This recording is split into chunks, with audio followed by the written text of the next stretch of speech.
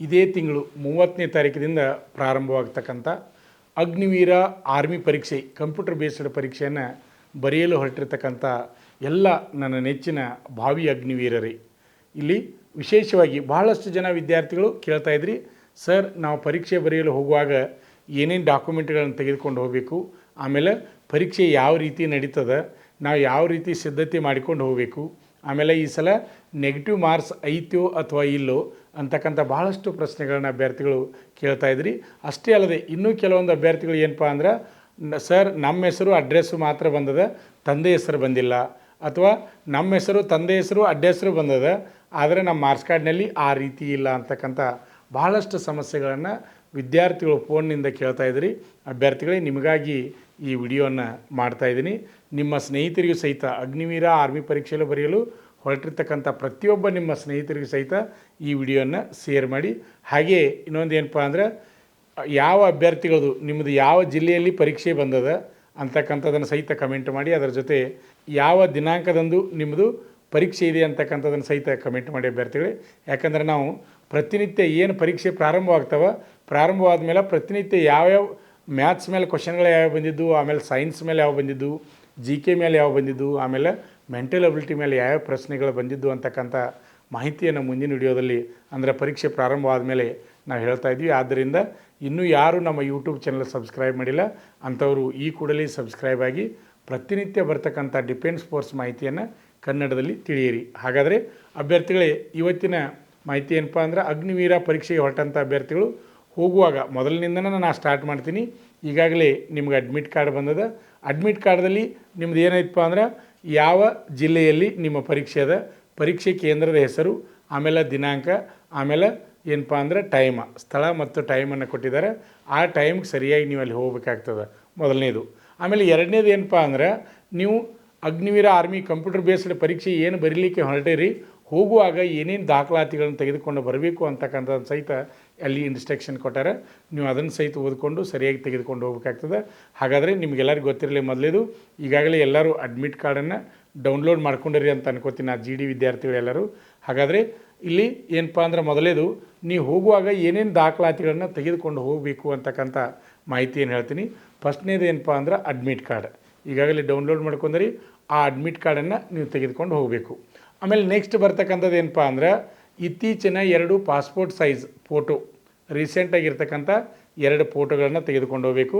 ಅದರ ನಂತರ ಬರ್ತಕ್ಕಂಥದ್ದು ಏನಪ್ಪ ಅಂದ್ರೆ, 2 ಪೆನ್ನುಗಳನ್ನು ಒಯ್ಯಬೇಕು, ಒಂದು ಬ್ಲ್ಯಾಕ ಒಂದು ಬ್ಲೂ, 2 ಪೆನ್ನುಗಳನ್ನು ತೆಗೆದುಕೊಂಡು ಹೋಗಬೇಕು. ನಂತರ ಇಂಪಾರ್ಟೆಂಟ್ ಏನಪ್ಪ ಅಂದ್ರೆ, ನಿಮ್ಮದು ಆಧಾರ್ ಕಾರ್ಡವನ್ನು ತೆಗೆದುಕೊಂಡು ಹೋಗಬೇಕು. ಆಧಾರ್ ಕಾರ್ಡ್ ಇರಲಿಲ್ಲ ಅಂದರೆ ಬೇರೆ ಯಾವ್ದು ಬೇಕಾದೋ, ನಿಮ್ಮದು ವೋಟಿಂಗ್ ಕಾರ್ಡ್ ಇರ್ಬೋದು, ಅಥವಾ ಡ್ರೈವಿಂಗ್ ಲೈಸೆನ್ಸ್ ಇರ್ಬೋದು, ಅಥವಾ ಪ್ಯಾನ್ ಕಾರ್ಡ್ ಇರ್ಬೋದು, ಯಾವುದಾದ್ರೂ ಒಂದು ID ಪ್ರೂಫ್ಗಾಗಿ ನಿಮ್ಮದೊಂದು ಪ್ರೂಫನ್ನು ಒಯ್ಯಬೇಕಾಗ್ತದೆ ಅಭ್ಯರ್ಥಿಗಳೇ. ಇದು ನಿಮ್ಗೆ ಗೊತ್ತಿರಬೇಕು.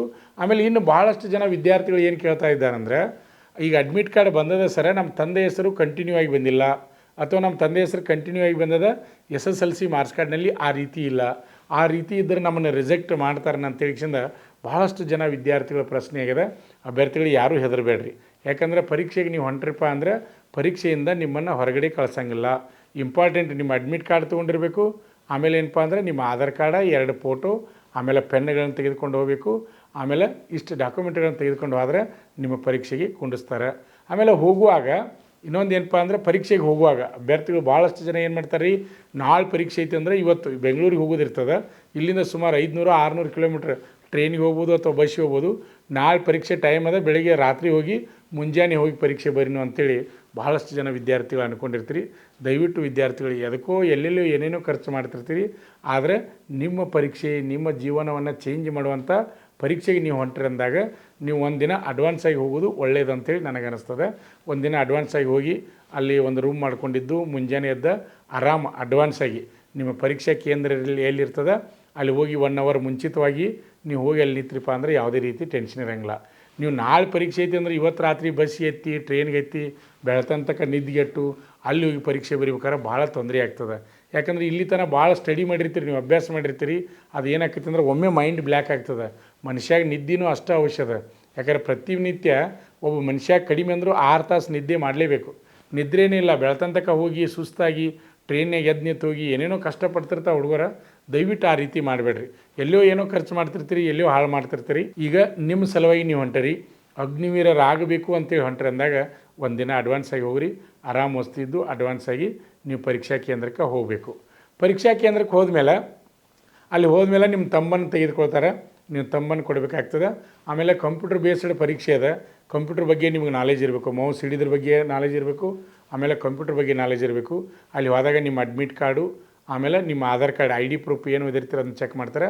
ಆಮೇಲೆ ನಿಮ್ಮ ಮಿಸ್ಟೇಕ್ ಇದ್ದು ಅಂದರೆ, ಈಗ ಭಾಳಷ್ಟು ಜನರ ಪ್ರಶ್ನೆ ಏನಪ್ಪ ಅಂದ್ರೆ, ಸರ್ ಅಡ್ಮಿಟ್ ಕಾರ್ಡ್ ತಂದೆ ಹೆಸರು ಅಥವಾ ನನ್ನ ಹೆಸರು ಹಿಂಗೆ ಮಿಸ್ಟೇಕ್ ಮಾಡ್ಕೊಂಡಿದ್ರೆ ಅಂಥ ಅಭ್ಯರ್ಥಿಗಳು ಏನು ಮಾಡ್ರಪ್ಪ ಅಂದ್ರೆ, ನಿಮ್ಮ ಆಧಾರ್ ಕಾರ್ಡು ಒಯ್ಯಿರಿ, ಅದ್ರ ಜೊತೆ ಏನಪ್ಪ ಅಂದ್ರೆ ನಿಮ್ಮ SSLC ಮಾರ್ಕ್ಸ್ ಕಾರ್ಡನ್ನು ತೆಗೆದುಕೊಂಡು ಹೋಗ್ರಿ. ಹಂಗೆ ಹೋದ್ರಪ್ಪ ಅಂದ್ರೆ ಏನೂ ಸಮಸ್ಯೆನೇ ಇಲ್ಲ. ಈಗ ಅವ್ರು ಹೇಳಿಲ್ಲ, SSLC ಮಾರ್ಕ್ಸ್ ಕಾರ್ಡ್ ಹೇಳಿಲ್ಲ, ಆಧಾರ್ ಕಾರ್ಡ್ ಹೇಳಿದ್ರೆ ID ಪ್ರೂಫ್ ಹೇಗೆ, ಅದ್ರ ಜೊತೆ SSLC ಮಾರ್ಕ್ಸ್ ಕಾರ್ಡ್ ಓದಿರಪ್ಪ ಅಂದರೆ ಯಾವ ಸಮಸ್ಯೆನೇ ಇಲ್ಲ. ಏನೋ ಮಿಸ್ಟೇಕ್ ಇದ್ದರೂ ಮಾರ್ಕ್ಸ್ ಕಾರ್ಡ್ ನೋಡ್ತಾರೆ, ಆಮೇಲೆ ಆಧಾರ್ ಕಾರ್ಡ್ ನೋಡ್ತಾರೆ, ಎರಡು ಹೆಚ್ಚು ಕಮ್ಮಿ ಇದ್ರೂ ಸಹಿತ ಹೊಂದಾಣಿಕೆ ಮಾಡ್ತಾರೆ. ಅಲ್ಲಿ ಯಾವುದೇ ರೀತಿ ನಿಮ್ಮನ್ನ ಔಟ್ ಅಂದರೆ ಹೊರಗಡೆ ಹಾಕೋದಿಲ್ಲ, ಹೆದರುವಂಥ ಅವಶ್ಯಕತೆ ಇಲ್ಲ. ಆರಾಮಾಗಿ ಪರೀಕ್ಷೆಯನ್ನು ಬರೀರಿ. ಎಲ್ಲಿ ನಿಮಗೆ ಸೆಂಟ್ರ್ ಕೊಟ್ಟಿದ್ದಾರೆ ಅದನ್ನ ತಿಳ್ಕೊಂಡು ಕರೆಕ್ಟಾಗಿ ಹೋಗ್ರಿ. ಆಮೇಲೆ ಪರೀಕ್ಷೆ ಹೋದ್ಮೇಲೆ ಅಭ್ಯರ್ಥಿಗಳು ಟೆನ್ಷನ್ ತೆಗೆದುಕೊಳ್ತಾ ಇದ್ದಾರೆ. ಯಾಕಂದರೆ ಪರೀಕ್ಷೆ ಅಂದಾಗ ಎಲ್ಲರಿಗೂ ಟೆನ್ಷನ್ ಇರೋದು ಸ್ವಾಭಾವಿಕ. ಯಾವುದೇ ರೀತಿ ಟೆನ್ಷನ್ ಕೊಟ್ಟು ಹೋಗಬೇಡ್ರಿ. ಆರಾಮಾಗಿ ಶಾಂತವಾಗಿ ನಿಮ್ಗೆ ಎಲ್ಲಿ ಪ್ಲೇಸ್ ಕೊಟ್ಟಿರ್ತಾರೆ ಅಲ್ಲಿ ಕರೆಕ್ಟಾಗಿ ಕುಳಿತುಕೊಂಡು ಏನು ಮಾಡ್ಬೇಕಪ್ಪ ಅಂದ್ರೆ, ಅಲ್ಲಿ ಟೈಮ್ ಸ್ಟಾರ್ಟ್ ಆದಮೇಲೆ 1 hour ಅದ, ನಿಮಗೆಲ್ಲರಿಗೂ ಗೊತ್ತು. 1 ತಾಸಿನ ಪರೀಕ್ಷೆ ಅದ. ಎಷ್ಟು ಕ್ವಶನ್ ಇರ್ತಾವೆ ರೀ? 50 ಪ್ರಶ್ನೆಗಳಿದಾವೆ. 50 ಪ್ರಶ್ನೆಗೆ ಮಾರ್ಕ್ಸ್ ಎಟ್ಟದಪ್ಪ ಅಂದ್ರೆ 100 ಮಾರ್ಕ್ಸ್. ಪ್ರತಿಯೊಂದು ಪ್ರಶ್ನೆಗೆ ಏನೈತಪ್ಪ ಅಂದ್ರೆ 2 ಮಾರ್ಕ್ಸ್ಗಳಿರ್ತಾವೆ. ಆದ್ದರಿಂದ ಕರೆಕ್ಟಾಗಿ ನೀವು ಮಾರ್ಕ್ಸನ್ನು ತೆಗೆದುಕೊಳ್ಬೇಕು. ಈ ಸಲ ಒಂದು ವಿಶೇಷ ಏನಪ್ಪ ಅಂದ್ರೆ, ಅದರಲ್ಲಿ ನಮ್ಮ ಕನ್ನಡಿಗರಿಗೆ ಭಾಳಷ್ಟು ಜನರಿಗೆ ಮೊದಲಿಗೆ ಏನಿತ್ತಪ್ಪ ಅಂದ್ರೆ, ಅಗ್ನಿವೀರ ಆರ್ಮಿ ಅಂದ್ರೆ ಪರೀಕ್ಷೆ ಬರೀಬೇಕಾದ್ರೆ ಇಂಗ್ಲೀಷು ಮತ್ತು ಹಿಂದಿ ಭಾಷೆ ಒಳಗಿರ್ತದೆ. ನಮ್ಗೆ ಇಂಗ್ಲೀಷು ಮತ್ತು ಹಿಂದಿ ಭಾಷೆ ಅರ್ಥ ಆಗೋದಿಲ್ಲ, ನಮ್ಮ ಪರೀಕ್ಷೆ ಪಾಸ್ ಆಗೋದಿಲ್ಲ ಅಂಥೇಳಿ ಭಾಳಷ್ಟು ಜನ ಹೆದರ್ತಿದ್ರು ಮೊದಲಿಗೆ. ಈಗ ಏನಾಗೈತೆ ರೀ, ಕನ್ನಡದಲ್ಲಿ ಪರೀಕ್ಷೆ ಬರೆಯತಕ್ಕಂಥ ಒಳ್ಳೆಯ ಸುವರ್ಣ ಅವಕಾಶ ಅದ. ಪ್ರತಿಯೊಂದು ಪ್ರಶ್ನೆಗಳನ್ನು ಅರ್ಥ ಮಾಡಿಕೊಂಡು ಕರೆಕ್ಟಾಗಿ ನೀವು ಆನ್ಸರನ್ನು ಹಾಕಬೇಕಾಗ್ತದೆ. ಫಸ್ಟ್ ನೀವು ಪರೀಕ್ಷೆಗೆ ಹೋಗ್ತೀರಿ, ಕುಂಡಿರ್ತೀರಿ. ಕೂತ ಮೇಲೆ ಫಸ್ಟ್ ಕೆಲಸ ಏನಪ್ಪ ಅಂದ್ರೆ, ನೀವು ಕ್ವಶನ್ ಪೇಪರ್ನ ನೀವು ಇಂಗ್ಲೀಷ್ ಒಳಗೂ ನೋಡ್ಬೋದು, ಕನ್ನಡದಾಗ ನೋಡ್ಬೋದು, ಹಿಂದಿ ಒಳಗೂ ನೋಡ್ಬೋದು. 13 ಭಾಷೆಯಲ್ಲಿ ಪರೀಕ್ಷೆಯನ್ನು ನಡೆಸ್ತಾ ಇದ್ದಾರೆ. ನೀವು ಯಾವ ಭಾಷೆ ನಿಮಗೆ ಕರೆಕ್ಟ್ ಆಗ್ಯದ ಆ ಭಾಷೆಯಲ್ಲಿ ನೀವು ಪರೀಕ್ಷೆಯನ್ನು ಬರಿಬೋದು. ಹಾಗಾದರೆ ಅಭ್ಯರ್ಥಿಗಳು ಮೊದಲಿಗೆ ಪರೀಕ್ಷೆಗೆ ಹೋಗ್ತೀರಿ, ಹೋದಾಗ 50 ಕ್ವಶನ್ ಇರ್ತಾವೆ. ಆಮೇಲೆ ಇನ್ನೊಂದು ವಿಶೇಷ ಏನಪ್ಪ ಅಂದ್ರೆ, ಈ ಸಲ ನೆಗೆಟಿವ್ ಮಾರ್ಕ್ಸ್ ಇಲ್ಲ. 50 ಪ್ರಶ್ನೆಗೆ 50 ನೀವು ಹಾಕೇ ಬರ್ಬೇಕು ರೀ, ಹೊಳೆ ಬರೋಂಗಿಲ್ಲ. 50ಕ್ಕೆ 50 ಹಾಕಲೇಬೇಕು, ನೀವು ಹಾಕಲೇಬೇಕು. ಹಂಗೆ 50ಕ್ಕೆ 50 ಹಾಕಂದ್ರೆ ಸರ್ ತೆಗಿಸಿಂದ ಸೀರಿಯಲಾಗಿ 1ನೇದಕ್ಕೆ A, 2ನೇದಕ್ಕೆ D, 3ನೇದು B ಈ ರೀತಿ ಮಾಡಬೇಡ್ರಿ. ದಯವಿಟ್ಟು ಕರೆಕ್ಟಾಗಿ ಕ್ವಶನನ್ನು ಅರ್ಥ ಮಾಡಿಕೊಂಡು ಆನ್ಸರನ್ನು ಕರೆಕ್ಟಾಗಿ ತಿಳ್ಕೊಂಡು ಅಲ್ಲಿ ಆನ್ಸರನ್ನು ನೀವು ರೈಟ್ ಮಾಡಬೇಕು. ಈಗ ಉದಾಹರಣೆ ಫಸ್ಟಿಗೆ 1 ತಾಸಿನ ಪರೀಕ್ಷೆ ಇರ್ತೈತಿ ಅಂದಾಗ ಫಸ್ಟ್ ಸಬ್ಜೆಕ್ಟ್ ಯಾವ್ದು ತೊಗೋಬೇಕಪ್ಪ ಅಂದ್ರೆ, ಜನರಲ್ ನಾಲೆಜ್ ಫಸ್ಟ್ ತೊಗೋಬೇಕು. ನೀವು ಜನರಲ್ ನಾಲೆಜ್ ತೊಗೊಂಡ್ರೆ ಇಲ್ಲಿ ಹೆಂಗಿರ್ತದೆ ರೀ, ನೇರವಾಗಿ ಕ್ವಶನ ನೇರವಾಗಿ ಆನ್ಸರ್ ಇರ್ತದೆ. ಇಲ್ಲಿ ಗಣಿತಗತಿ ಲೆಕ್ಕ ಬಿಡಿಸಿ ಆನ್ಸರ್ ಏನು ಬರ್ತೈತಿ ಅನ್ನೋದಿಲ್ಲ. ಈಗ ಉದಾಹರಣೆ, ನಮ್ಮ ರಾಷ್ಟ್ರ ಪಕ್ಷಿ ಯಾವುದು ಅಂತ ಕ್ವಶನ್ ಬಂದಾಗ ಅಲ್ಲಿ ಆಪ್ಷನ್ 4 ಇರ್ತಾವೆ: ಗುಬ್ಬಿ, ಪಾರಿವಾಳ, ಕಾಗೆ, ನವಿಲು. ಈ ರೀತಿ 4 ಆಪ್ಷನಲ್ಲಿ ಇರ್ತಾವೆ. ಅಲ್ಲಿ ಲೆಕ್ಕ ಬಿಡಿಸಿ ಅಲ್ಲಿ ಗುಬ್ಬಿ ಬರ್ತೈತೋ ಪಾರಿವಾಳ ಬರ್ತೈತೋ ಯಾವ್ದು ಬರೋದು ನೋಡಿ ಆನ್ಸರ್ ಹಾಕೋದಿಲ್ಲ. ನೇರವಾಗಿ ನಮ್ಮ ರಾಷ್ಟ್ರ ಪಕ್ಷಿ ಯಾವುದು, ನವಿಲು. ಓಕೆ, ನೇರವಾಗಿ ನಾವು ಆನ್ಸರನ್ನು ಹಾಕ್ತಿರ್ತೀವಿ ಅಂದಾಗ ಅಲ್ಲಿ ಟೈಮ್ ಉಳಿತಾಯ ಭಾಳ ಆಗ್ತದೆ ನಮಗೆ. ಅದಕ್ಕೆ ಫಸ್ಟ್ಗೆ ಏನು ಮಾಡ್ಬೇಕು ರೀ, GK ಜನರಲ್ ನಾಲೆಜ್ ಕ್ವಶನ್ಗಳನ್ನ ಕರೆಕ್ಟಾಗಿ ತಿಳ್ಕೊಂಡು ಮೊದಲು ಅವನ್ನ ಹಾಕಬೇಕು. ಇದಾದ ನಂತರ ನೆಕ್ಸ್ಟ್ ಎಲ್ಲಿ ಬರಬೇಕಪ್ಪ ಅಂದ್ರೆ, ನೀವು ಸೈನ್ಸ್ ಬರಬೇಕು. ಸೈನ್ಸನ್ನು ನೇರವಾಗಿ ಕ್ವಶನ್ ಓದ್ತೀರಿ. ನೀವು ಅಭ್ಯಾಸ ಮಾಡಿದ್ದೇ ಇದ್ದರೆ ಏನು ತೊಂದರೆ ಇರೋಂಗಿಲ್ಲ, ನೇರವಾಗಿ ಆನ್ಸರ್ ಮಾಡ್ತೀರಿ. ಸೈನ್ಸು ಆಮೇಲೆ GK ಇವೆರಡು ಆರಾಮ್ಸರಿ ಬಿಡಿಸ್ಬೋದು. ಆರಾಮ್ 20ರಿಂದ 25 ನಿಮಿಷನಾಗ ಏನಪ್ಪ ಅಂದ್ರೆ ನೀವು ಎರಡು ಇದನ್ನು ಆರಾಮಾಗಿ ಬಿಡಿಸ್ಬೋದು. ಇದಾದಮೇಲೆ ನೆಕ್ಸ್ಟ್ ಯಾವತ್ತು ತಗೋದಪ್ಪ ಅಂದ್ರೆ, ಮೆಂಟಲ್ ಎಬಿಲಿಟಿ ಅಂದಾಗ ಭಾಳಷ್ಟು ಜನರಿಗೆ ಮೆಂಟಲ್ ಎಬಿಲಿಟಿ ಈಸಿಯಾಗಿ ಬಿಡಿಸ್ತಾರೆ. ಅಗ್ನಿವೀರ ಆರ್ಮಿಗೆ ಸಂಬಂಧಪಟ್ಟ ಹಾಗೆ ನಾವು ಕ್ವಶನ್ ಪೇಪರ್ ಮಾಡಲ್ಲ ನೋಡಿದಾಗ ಮೆಂಟಲ್ ಎಬಿಲಿಟಿ ಏನೂ ಅಜ್ಜೆ ಇಲ್ಲ. ಹೆಚ್ಚು ಓದಿದವ್ರು ಎಲ್ಲರೂ 5 ಕ್ವಶನ್ಗೆ 5 ಕ್ವಶನ್ ಹಾಕತ್ತಾರೆ, ಔಟ್ ಮಾಡ್ತಾರೆ, ಏನು ತೊಂದರೆನೇ ಇಲ್ಲ. ಅದೇ ರೀತಿಯಾಗಿ ಇವೆಲ್ಲ ಕೂಡಿ ಎಷ್ಟು ಆಗ್ಬೇಕಂದ್ರೆ ಅರ್ಧ ತಾಸು ಟೈಮ್ ತೊಗೋದ್ರಿ. ಸೈನ್ಸ್ ಬಂತು ರೀ, ಆಮೇಲೆ ಜನರಲ್ ನಾಲೆಜ್ ಬಂತು, ಮೆಂಟಲ್ ಎಬಿಲಿಟಿ ಬಂತು, ಎಲ್ಲ ಸೇರಿ ಅರ್ಧ ತಾಸು ಟೈಮ್ ತೊಗೊರಿ, ಈಜಿ ಆಗ್ತದೆ. ಇನ್ನು ಅರ್ಧ ತಾಸು ಎದಕ್ಕೆ ಇಡಬೇಕಾಗ್ತದೆ ಅಂದರೆ ಮ್ಯಾಥ್ಸ್ ರೀ. ಮ್ಯಾಥ್ಸ್ ಅಂದರೆ ನೀವು ಬಿಡಿಸಿ ಅಲ್ಲಿ ಆನ್ಸರನ್ನು ಮಾಡಬೇಕಾಗ್ತದೆ. ಅಲ್ಲಿ ದೇವ್ರ ಅಂಕಿಯನ್ನು ಇಡಕ್ಕೆ ಬರೋಂಗಿಲ್ಲ. ಮ್ಯಾಥ್ಸ್ಗೆ ಇಟ್ಟು ನಿಮ್ಮ ಟೈಮ್ ಹೆಂಗೆ ಸೆಟ್ ಆಕತ್ತೆ ಹೆಂಗೆ ಮಾಡ್ಕೊರಿ. ನೀವು ಅರ್ಧ ತಾಸು ಸೈನ್ಸು ಮತ್ತು GKಗೆ ಮಾಡಿಕೊಂಡು ಅರ್ಧ ತಾಸು ಮ್ಯಾಥ್ಸು ಮತ್ತು ಮೆಂಟಲ್ ಎಬಿಲಿಟಿಗೆ ಮಾಡ್ಕೋಬೋದು. ಟೈಮನ್ನು ಕರೆಕ್ಟಾಗಿ ಸೆಟ್ ಮಾಡಿಕೊಂಡು 1 ತಾಸಿನಲ್ಲಿ 50 ಪ್ರಶ್ನೆಗಳನ್ನ ಹಾಕಬೇಕು. ಮೊದಲಿಗೆ ಯಾವ ರೀತಿ ಹೋಗಪ್ಪ ಅಂದ್ರೆ, ಫಸ್ಟ್ ನಮಗೆ ಎಷ್ಟು ಬರ್ತಾವೆ. ಈಗ 1ನೇ ಕ್ವಶನ್ ನಮಗೆ ಬರ್ತಾ ಇಲ್ಲ ಅಂದ್ರೆ ಅದನ್ನು ವಿಚಾರ ಮಾಡ್ತಾ ಕೊಂಡಂಗಿಲ್ಲ, ಟೈಮ್ ಹಾಳು ಮಾಡೋಂಗಿಲ್ಲ. 2ನೇದು ಬರ್ತದೆ, ಅದು ಬರೋದಿಲ್ಲ, ಅದನ್ನು ಬಿಡಬೇಕು. 3ನೇದು ಬರ್ತದೆ, ಓಕೆ 3ನೇದು ಹಾಕಿರಿ. 4ನೇದು ಬರೋಂಗಿಲ್ಲ, ನೆಕ್ಸ್ಟ್ 5ನೇದು ಬರ್ತದೆ, 5ನೇದು ಹಾಕಿರಿ. ನಿಮ್ಗೆ ಎಷ್ಟು ಕ್ವಶನ್ 50ರಾಗಿ ಎಕ್ಯುರೇಟ್ ನಿಮ್ಗೆ ಎಷ್ಟು ಪ್ರಶ್ನೆಗಳು ಬರ್ತಾವೆ ಫಸ್ಟ್ ಹಂಗೆ ಹೋಗ್ಬೇಕ್ರಿ. ಪಟ ಪಟ ಪಟ ಕರೆಕ್ಟ್ ಎಕ್ಯುರೇಟ್ ಆನ್ಸರ್, ನಕ್ಕಿ fix answer, fix question fix answer. ನನಗೆ ಯಾವ್ದು ಗೊತ್ತೈತಿ ಅದನ್ನು ಕರೆಕ್ಟಾಗಿ ಹಾಕ್ತಾ ಹೋಗಬೇಕು. ಹಾಕ್ತಾ ಹೋಗಿ ನೆಕ್ಸ್ಟ್ ಏನು ಮಾಡೋದಪ್ಪ ಅಂದರೆ, ಈಗ ನಾ ಹೇಳಿ ಲಾಸ್ಟಕ್ಕೆ ಮ್ಯಾಥ್ಸನ್ನು ಬಿಡಿಸ್ಬೇಕು. ಬಿಡಿಸಿದ ಮೇಲೆ ಮತ್ತೆ ಸೆಕೆಂಡ್ ರೌಂಡ್ ಬರ್ಬೇಕು ರೀ. ನಾವು ಯಾವ್ಯಾವ ಕ್ವಶನ್ಗಳನ್ನ ಬಿಟ್ಟಿದ್ದೀವಿ, ಬಿಟ್ಟಂಥ ಕ್ವಶನವನ್ನು ನಾವು ಗೆಸ್ ಮಾಡ್ಬೇಕು. ಗೆಸ್ ಮಾಡಿಕೊಂಡು ಕರೆಕ್ಟಾಗಿ ಹಾಕೋತ ಬಂದುಬಿಡಿದ್ರಿ. ಲಾಸ್ಟ್ ಫೈನಲಾಗಿ ಏನಪ್ಪ ಅಂದ್ರೆ, ಈಗ 50 ಕ್ವಶನ್ಕ್ಕೆ ನೀವು ಕರೆಕ್ಟಾಗಿ 40-45 ಕ್ವಶನನ್ನು ಹಾಕ್ತೀರಿ. ಇನ್ನು ಕೊನೆಯದಾಗ 5, 6, 7 ಕ್ವಶನ್ಗಳು ಉಳಿತಾವೆ. ಅವಾಗ ಏನಪ್ಪ ಅಂದ್ರೆ ಕ್ವಶನ್ ಇರ್ತದೆ, 4 ಆಪ್ಷನ್ ಇರ್ತವೆ, ನಿಮ್ಗೆಲ್ಲರಿಗೂ ಗೊತ್ತು. ಅದನ್ನು ವಿಚಾರ ಮಾಡಿಕೊಂಡು ಒಂದು ಗೆಸ್ ಮಾಡ್ಕೊಂಡು ಹಾಕಿ ಬರ್ರಿ. ಈ ಸಲ ಆನ್ಸರನ್ನ ಬಿಟ್ಟು ಬರೋಂಗಿಲ್ಲ. ಯಾಕಂದರೆ ನೆಗೆಟಿವ್ ಮಾರ್ಕ್ಸ್ ಇತ್ತಂದ್ರೆ ಅನಿವಾರ್ಯಲ್ಲಿ ಮೈನಸ್ ಆಗ್ತಿತ್ತು, ನಾವು ಬಿಟ್ಟು ಬರ್ತಿದ್ವಿ. ಇಲ್ಲಿ ನೆಗೆಟಿವ್ ಮಾರ್ಕ್ಸ್ ಇಲ್ಲ. ನೆಗೆಟಿವ್ ಮಾರ್ಕ್ಸ್ ಇಲ್ಲ ಅಂದಾಗ ನೀವು ಯಾರು ಏನಪ್ಪ ಅಂದರೆ ಹೆದರುವಂಥ ಅವಶ್ಯಕತೆ ಇಲ್ಲ. ಕರೆಕ್ಟಾಗಿ ನೀವು ಮಾರ್ಕ್ಸನ್ನು ಹಾಕ್ರಿ ಅಭ್ಯರ್ಥಿಗಳೇ. ಯಾವುದೇ ರೀತಿ ಟೆನ್ಷನ್ ತೊಗೋಬೇಡ್ರಿ. ಆರಾಮ್ ಪರೀಕ್ಷೆಯನ್ನು ಬರೆದ ನೀವು ಯಾಕಪ್ಪ ಅಂದ್ರೆ ನೀವು ಇಂಡಿಯನ್ ಆರ್ಮಿಯನ್ನು ಸೇರಬೇಕು, ಭಾರತಾಂಬೆ ಸೇವೆಯನ್ನು ಮಾಡ್ಬೇಕಂತೇಳಿ ಕನಸನ್ನು ಹೊತ್ತಿದ್ದೀರಿ ಅಭ್ಯರ್ಥಿಗಳೇ. ಆದ್ದರಿಂದ ಚೆನ್ನಾಗಿ ಪರೀಕ್ಷೆಯನ್ನು ಬರೀರಿ. ಯಾವುದೇ ರೀತಿ ಟೆನ್ಷನ್ ತೊಗೊಳ್ದ ಅಡ್ವಾನ್ಸ್ ಆಗಿ ಹೋಗಿ ಬರೀರಿ. ನಾ ಹೇಳಿ ಹೋಗುವಾಗ ದಾಖಲಾತಿಗಳನ್ನ ಏನು ತೆಗೆದುಕೊಂಡು ಹೋಗಬೇಕು, ಆಮೇಲೆ ಎಕ್ಸಾಮ್ದಲ್ಲಿ ಯಾವ ರೀತಿ ಪರೀಕ್ಷೆನ ಫೇಸ್ ಮಾಡಬೇಕು ಅಂತಕ್ಕಂಥ ಮಾಹಿತಿಯನ್ನು ನೀಡಿದ್ದೀನಿ ಅಭ್ಯರ್ಥಿಗಳೇ. ಇನ್ನೇನಪ್ಪ ಅಂದರೆ ಇನ್ನೊಂದು ನಿಮಗೆ ನೆಕ್ಸ್ಟ್ ಗೊತ್ತಿರಲಿ, ಇದೇ 30 ತಾರೀಕಿನಿಂದ ಪರೀಕ್ಷೆಯನ್ನು ಪ್ರಾರಂಭವಾಗ್ತವೆ. ಪರೀಕ್ಷೆ ಮುಗಿದ ಮೇಲೆ ನೆಕ್ಸ್ಟ್ ಸ್ಟೇಜ್ ಯಾವ್ದು ಬರುತ್ತಪ್ಪ ಅಂದರೆ ನಿಮ್ಮದು ಅಲ್ಲಿ ಫಿಸಿಕಲ್ ಬರ್ತದೆ, ಆಮೇಲೆ ಮೆಡಿಕಲ್ ಬರ್ತದೆ, ಆಮೇಲೆ ಡಾಕ್ಯುಮೆಂಟ್ ವೆರಿಫಿಕೇಷನ್ ಅಲ್ಲೇ ನಡೀತದೆ. ಈ ರೀತಿ ಸ್ಟೇಜ್ಗಳು ಇರ್ತವೆ.